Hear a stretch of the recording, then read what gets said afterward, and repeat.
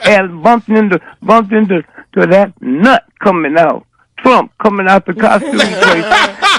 And I said to him, "I'll give you a penny for your thoughts," and he gave me change back, man. So he asked me what did I think about what happened. I said, "Well, I begin to understand you now. You're doing what a lot of Christians do.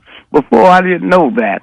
I mean, I look at the Bible and I see where King David, saw that man's wife and sent for her, and didn't only just have her, got her pregnant, and then sent for her husband who was fighting his war, and he came back and he said, 'No, I don't want to have sex while my men is on the front line fighting.' So David killed him. So I'm looking at the same thing. I don't know why Christians are so upset. We have shelters for battered women, and we cannot give the address or the phone number because the men will come there and beat them again. So that's the first time I'm starting understanding Donald. And I got to go to the mental hospital and see my brother because I was just trying to trick him. He's a year older than me. He's never had a job in his life.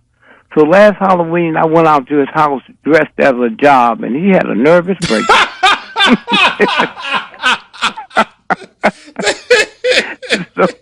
So I just say thanks to you, man, and all of the things you're doing and all the information you give us. And so I just sit here and watch the news, folks, and I think about, well, first, I got upset with him because he started doing stuff I have done. I have hit a woman. I have said the things he was saying. I was asking could we compare scripts and see if white boys say the same thing in the locker room that black folks do.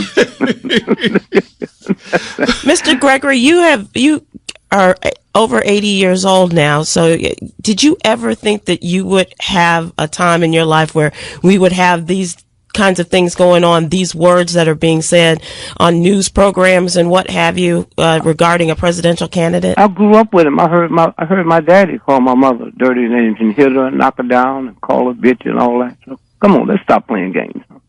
The word MF I didn't hear when I went into a whole house. I heard it as a child. Okay, but this is the game. This is the whole Christian thing. When you think about the Mardi Gras, that's a Christian festivity. And prostitutes come in from all over the world to help us Christians celebrate. And the only time a cop in New Orleans can't take a day off is when the Mardi Gras is in town. So and one day when we stop playing games, that don't give him an excuse, but it don't give us one neither. I'm listening to all these news people you talking about, talking all that crap. See, I've been to parties with them. I'm an entertainer. I've been to parties with them. I hear what they've been saying. I was an athlete. We would travel and take little trips. I would hear what was going on.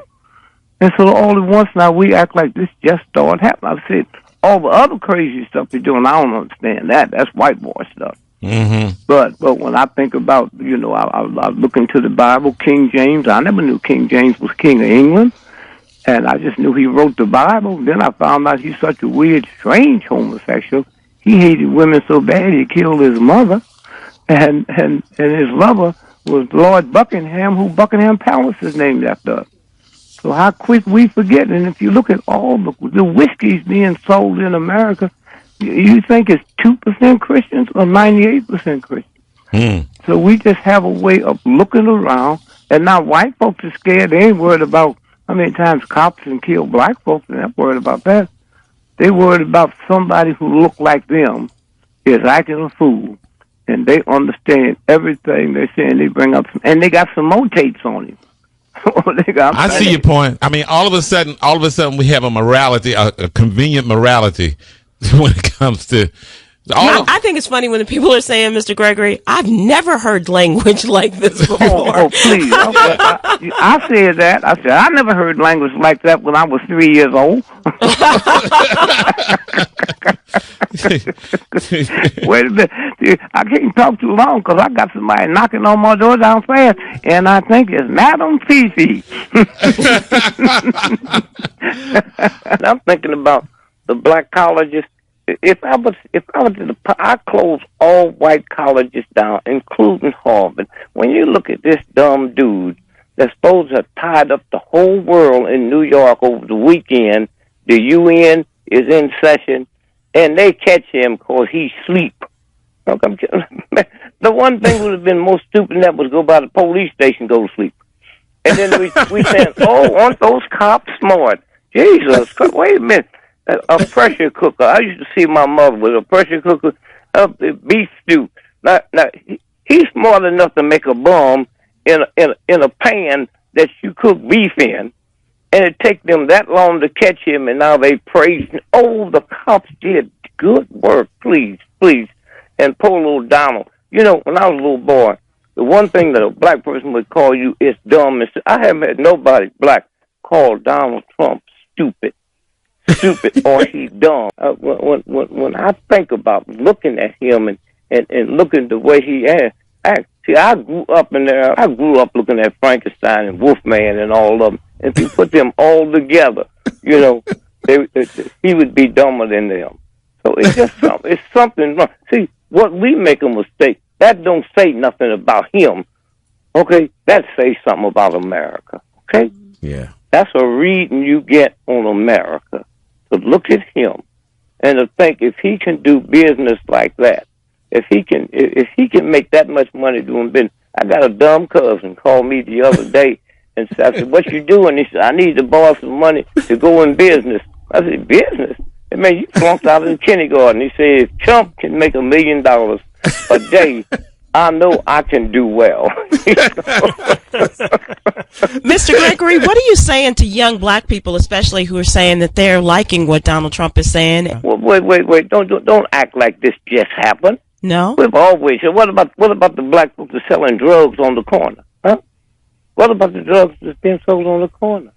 You know, I mean, I'm sitting and I go all over this country and I hear black folks talking about Trump. I haven't had one talking about cops shooting black folks in the head.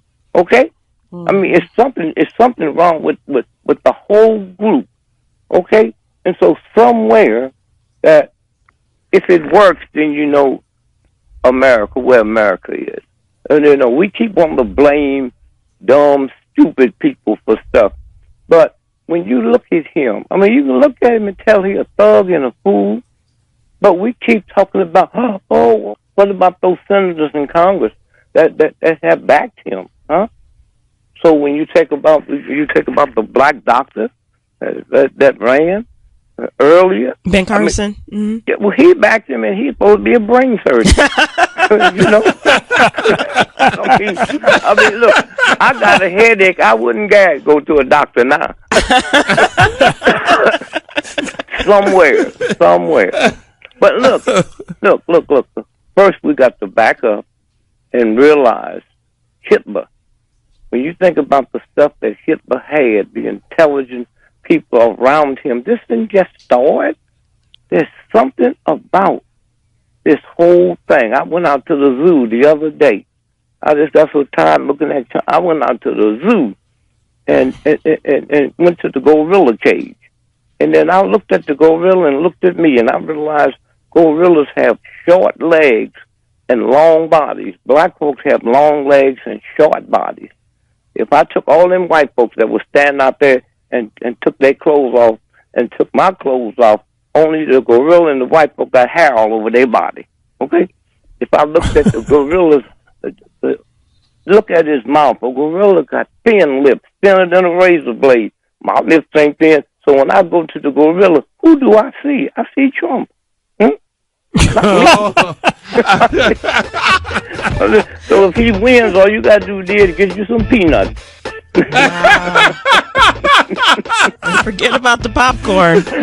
Oh, my God. My oldest daughter, 56 years old, showed up at my club in Comedic thing on Sunday. And I got to thinking about, you know, education, especially black folks. When she was 6 years old, she had to do an essay. And she asked her dad, can I interview you? I said, sure. So I have to do an essay on the family, the family or either the astronauts. And I said, okay. She said, how did you propose to mother? I said, Michelle, we was married on February the 2nd, and you was born on March 28th. He said, "Oh, I think I'll do it on the astronaut."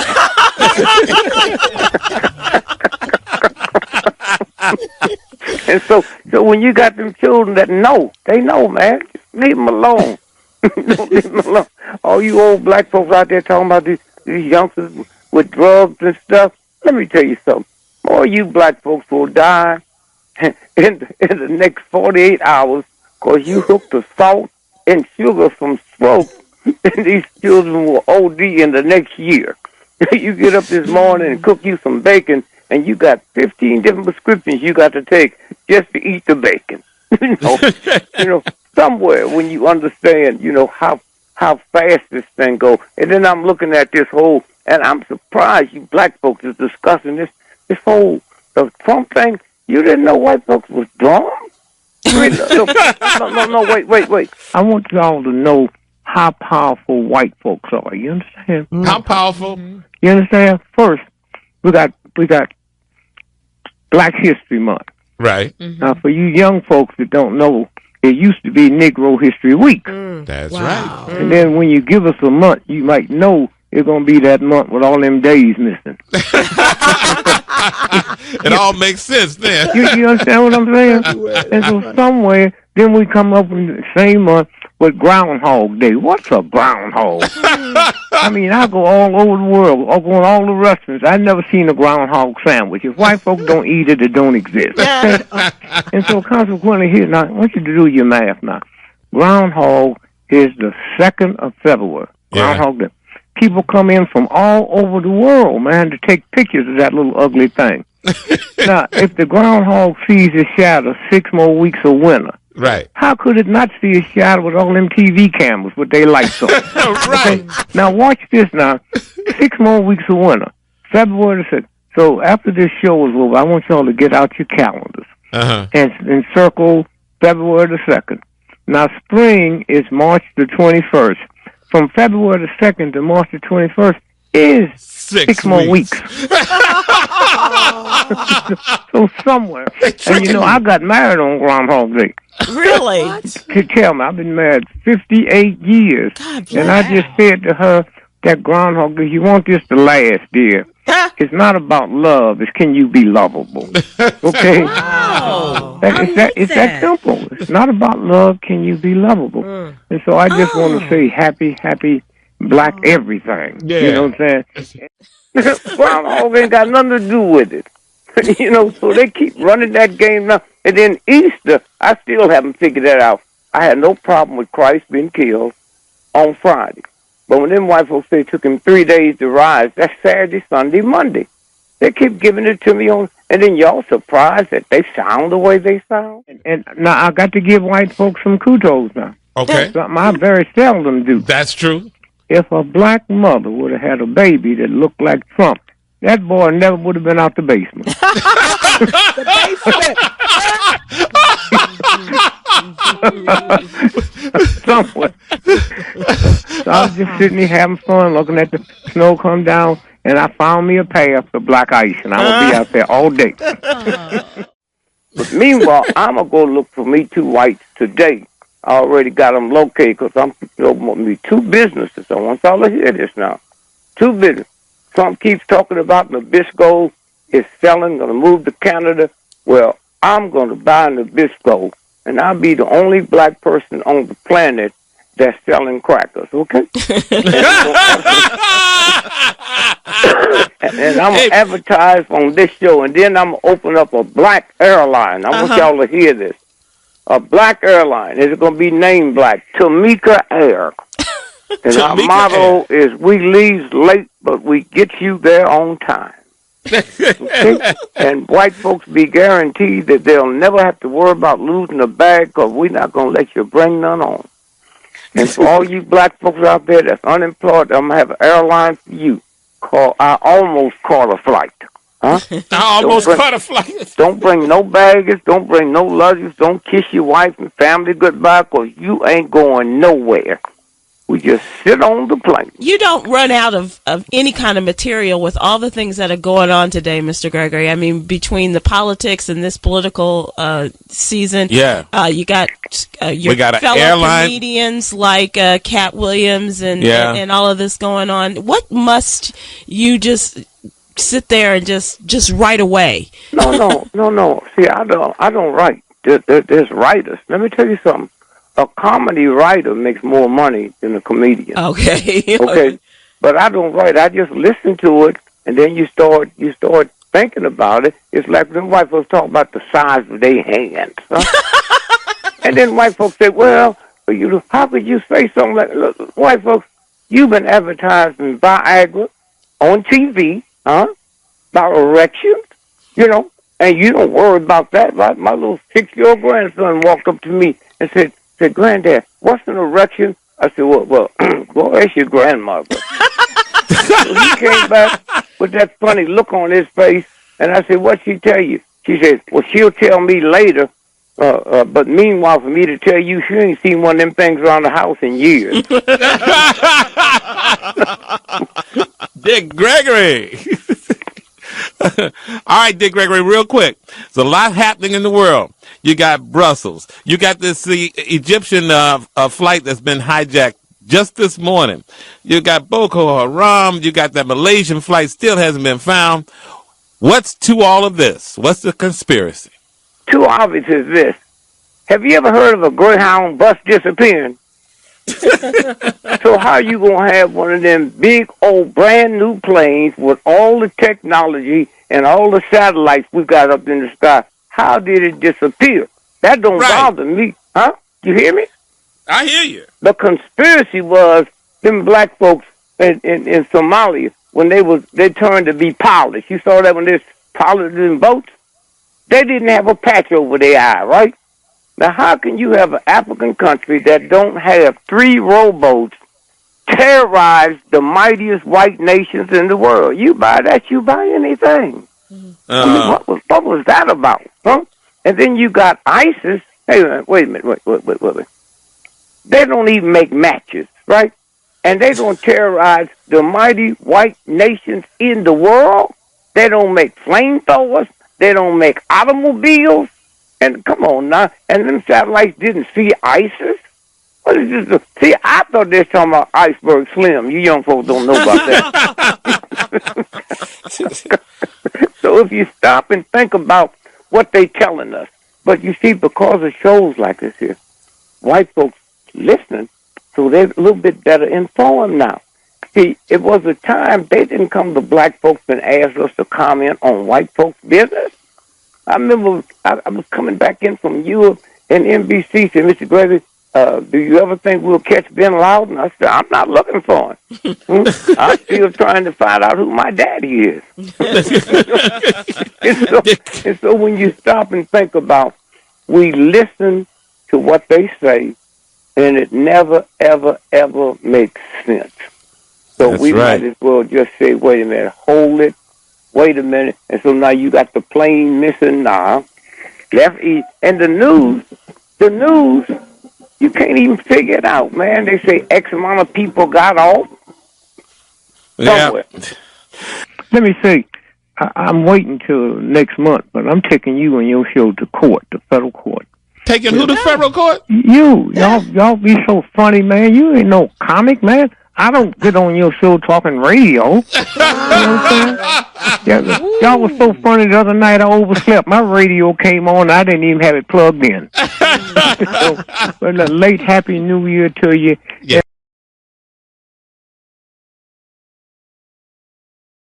Brother Greg? Yes, sir, my brother. How you doing? I'm doing fine and getting better, man. And tonight you perform at the Hartford Funny Bone? Hartford Funny Bone. Then the Albany Funny Bone Then the tomorrow. Albany Funny Bone. What?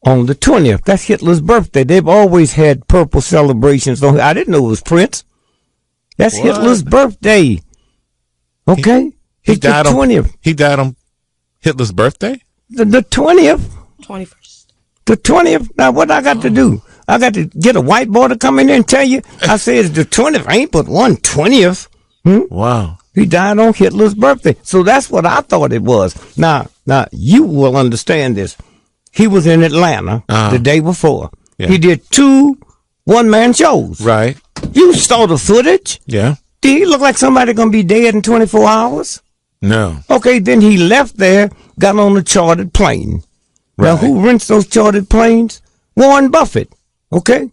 Now, how come they ain't said Warren Buffett's plane? Huh? And then he go to this little old PP hospital like 40 miles outside Chicago. Now, when you on an airplane, 40 miles and 400 miles is the same. So why didn't they take him to Chicago where they got good hospitals?